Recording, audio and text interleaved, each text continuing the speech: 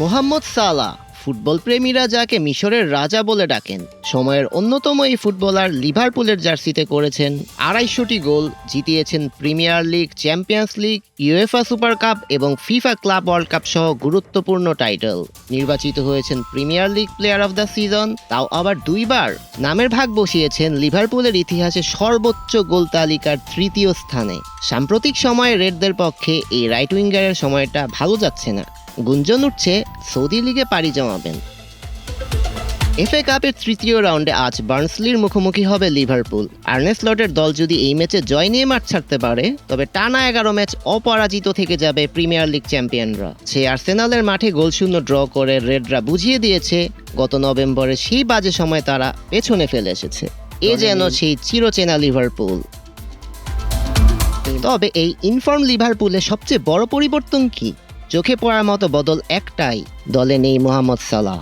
ডিসেম্বরের শেষ থেকে আফ্রিকান কাপ অব নেশনসে ব্যস্ত সময় পার করছে মিশরীয় এই উইঙ্গার। এর আগে থেকে অফ ফর্মের কারণে লম্বা সময় বেঞ্চে বসে কাটান এই লিভারপুল তারকা।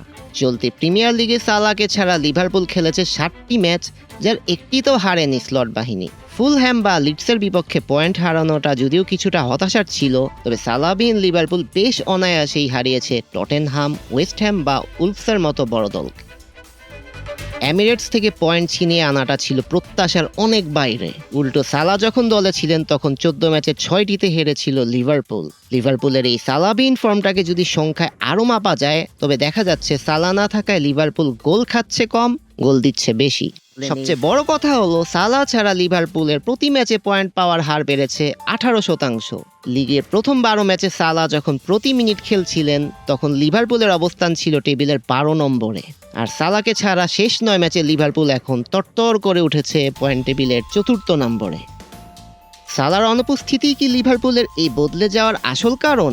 এই বিতর্ক চলতেই পারে, কিন্তু আর্নে স্লটের উইনিং ফর্মুলা যে সালাহকে ছাড়া দারুণ কাজ করছে। সালাহ যখন আন্তর্জাতিক বিরতি শেষে ফিরবেন, তখন স্লট কোনো নতুন ছক আঁকবেন কিনা, সেটাই এখন দেখার বিষয়। রেজন রহমান, ৭১।